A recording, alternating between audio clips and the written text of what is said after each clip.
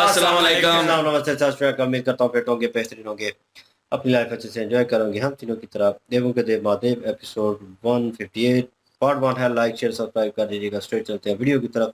इनका नाम है Rana Mohammad Ali. Mohammad Sameer Khokhar. Malik Sufyan Iqbal. So guys let's start.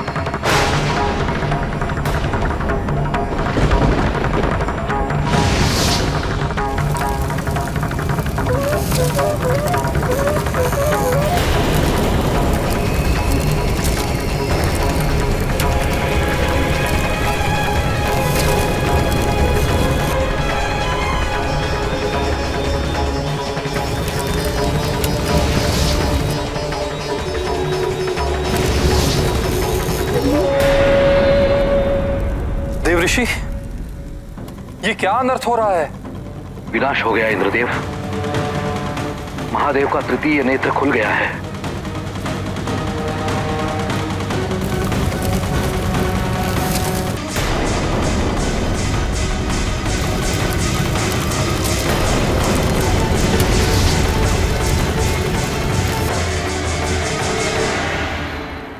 स्वामी, महादेव के तृतीय नेत्र की प्रचंड अग्नि से कामदेव का जीवन नष्ट हो रहा है और आप शांत बैठे हैं। कुछ कीजिए नारायण, इस अनहोनी को रोकिए। इस परिस्थिति में कोई कुछ नहीं कर सकता, क्योंकि जिस उद्देश्य के लिए महादेव का तृतीय नेत्र खुलता है, जब तक वो उद्देश्य पूर्ण नहीं होता, कोई भी उस नेत्र की अग्नि का सामना नहीं कर सकता।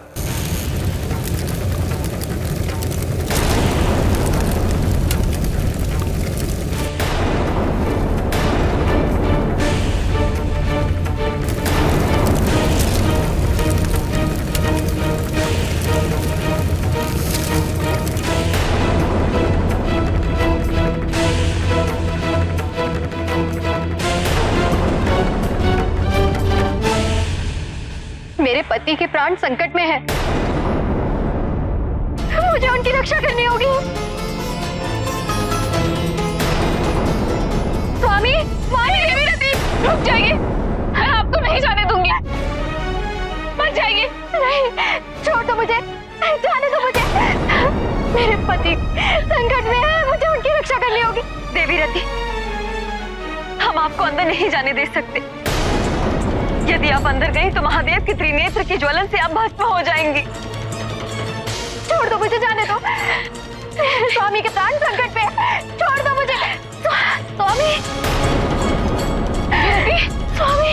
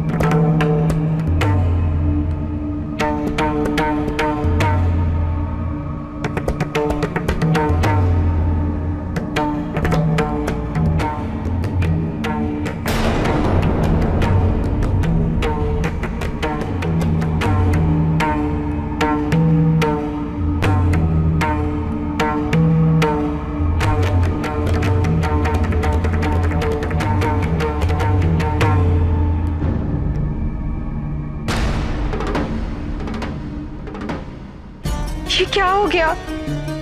हमने तो कभी स्वप्न में भी नहीं सोचा था कि हम महादेव का रौद्र रूप देखेंगे।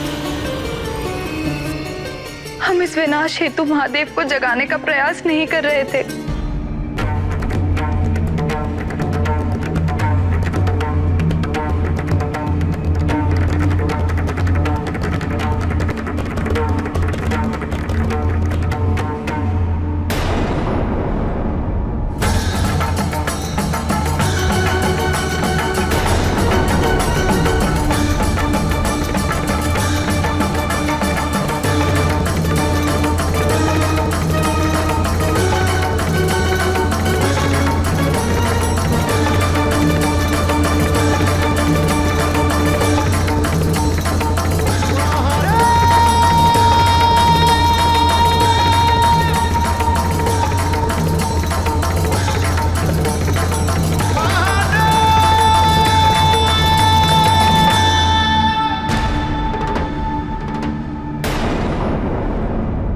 महादेव का क्रोध चरम सीमा पर है।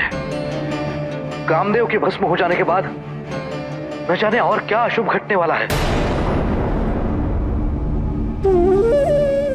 स्वामी!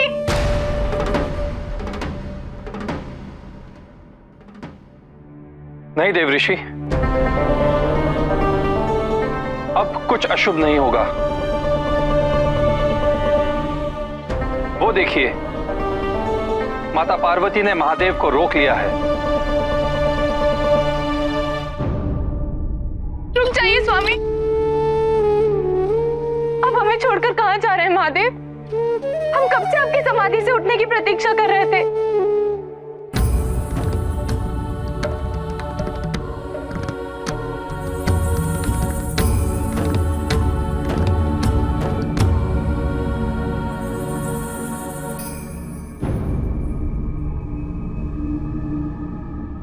आप हमें ऐसे क्यों देख रहे हैं स्वामी? कौन है आप देवी?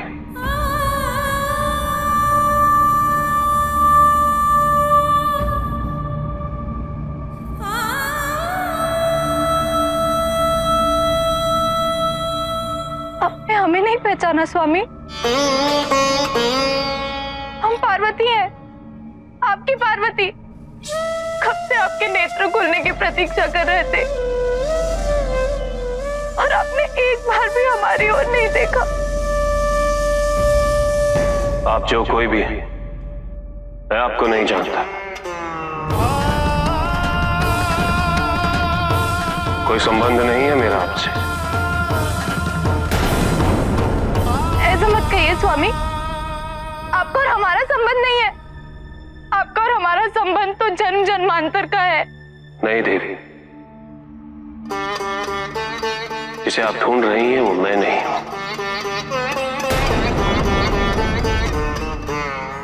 ऐसा मत कहिए स्वामी, ऐसा मत कहिए। हमारे जीवन का प्रत्येक पल, प्रत्येक सांस, प्रत्येक जन्म सब आपसे जुड़ा हुआ है। बाल्यावस्था से लेकर आज तक हमने आपकी सारी वस्तुओं को संजोकर रखा। आपका ये डमरू जिसे कोई नहीं छू सकता था, उसे हमने इस त्रिशूल पर बांधा।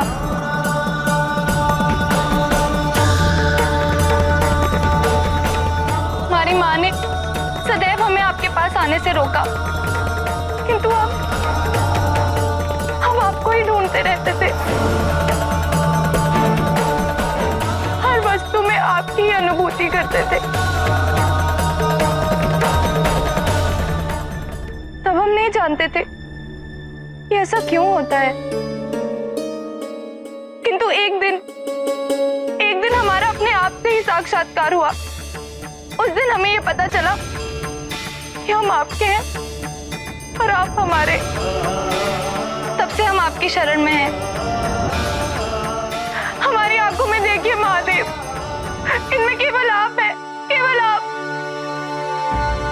देवी, आप जिस जन्म की बात कर रही हैं, उसके विषय में ना ही मुझे कुछ ज्ञात है, ना ही कोई आभास। आपको आभास कैसे होता महादेव? आप तो समाधि में लीन थे।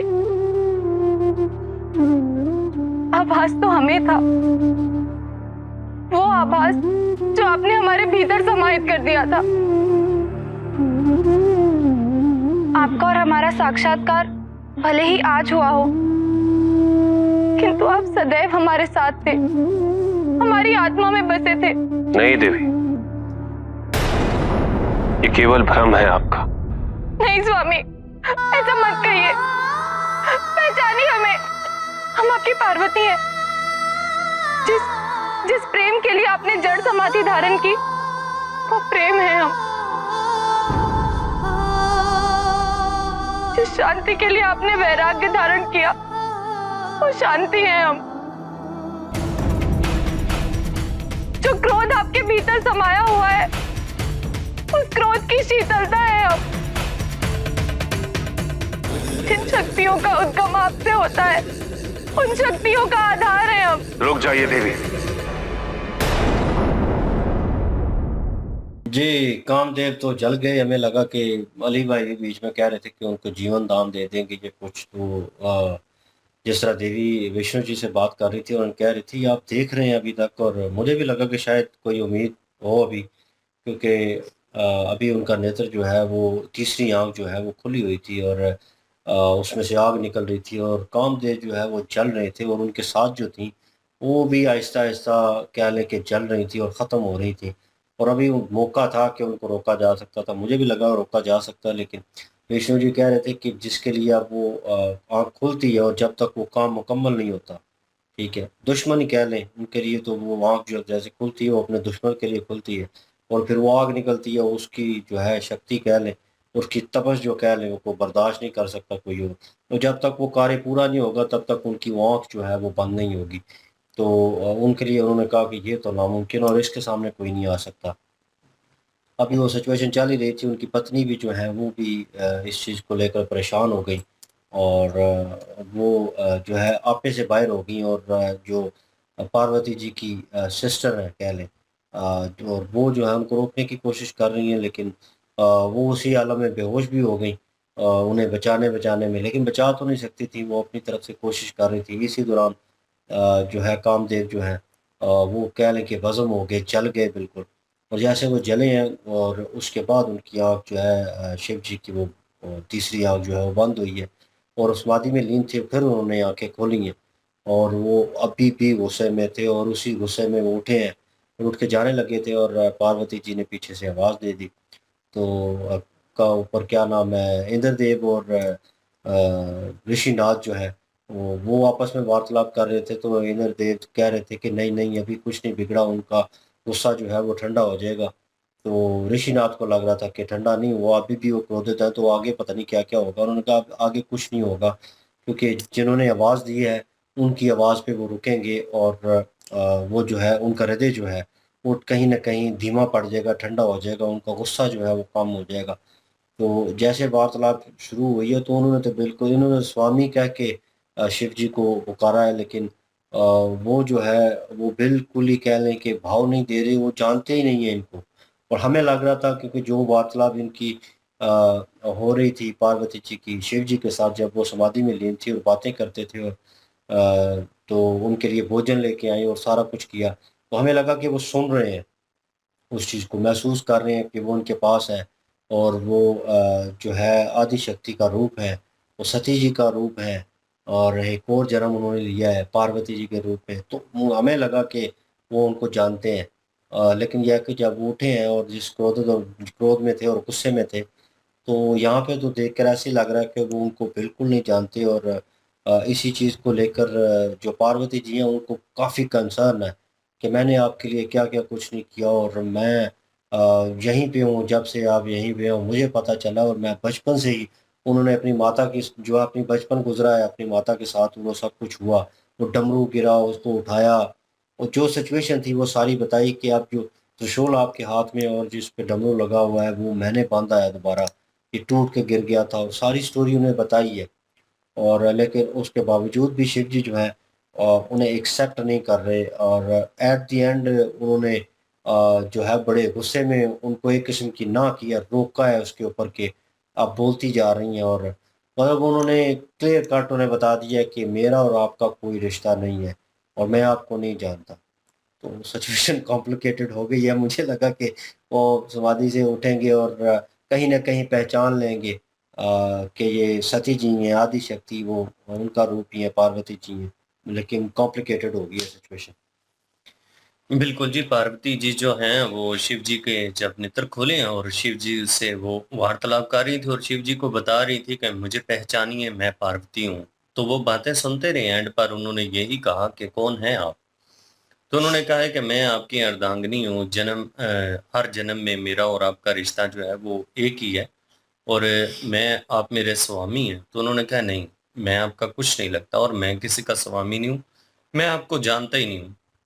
यहाँ पे माता पार्वती जो हैं वो बचपन की सारी चीजें भी उनको बता रही हैं कि मेरी माता जो थी वो हमेशा मुझे आपकी हर वस्तु से दूर रखती रही हैं, आपसे दूर रखती रही हैं, लेकिन मैंने आपकी हर वस्तु को बचपन से ही संभाल के रखा और ये जो डमरू त्रिशूल के ऊपर बंधा हुआ है ये मैंने बांधा है। इस त्रिशूल के ऊपर डमरू बांधना तो बड़ी दूर की बात है, इस डमरू को कोई उठाने की क्षमता नहीं रखता, लेकिन मैंने उठा के तो इसको बांधा है। तो वो बताना ये चाहती थी कि वो उनकी अर्धांगिनी है, आदि शक्ति है वो। लेकिन यहाँ पे शिव जी को अगर देखा जाए, शिव जी जो हैं वो अभी भी सती जी के दुख में उसी तरह से लीन है जिस तरह से पहले थे।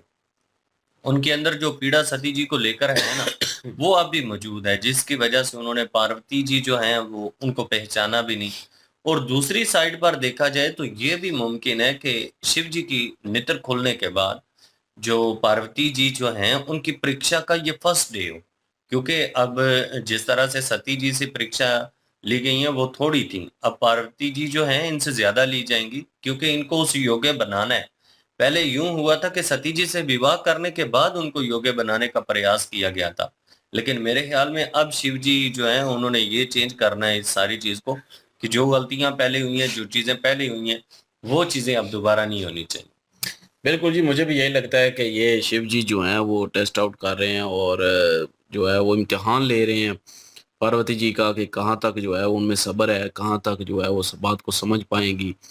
और बहरहाल 50-50% लगता है, कभी लगता है कि शायद हो सकता है कि वो यादें, वो सारा कुछ जो है वो लिए बैठे हैं और वो ख़त्म हो चुकी हैं और वो नहीं, बाकी भी नहीं पहचान रहे हूँ, तो ये भी हो सकता है।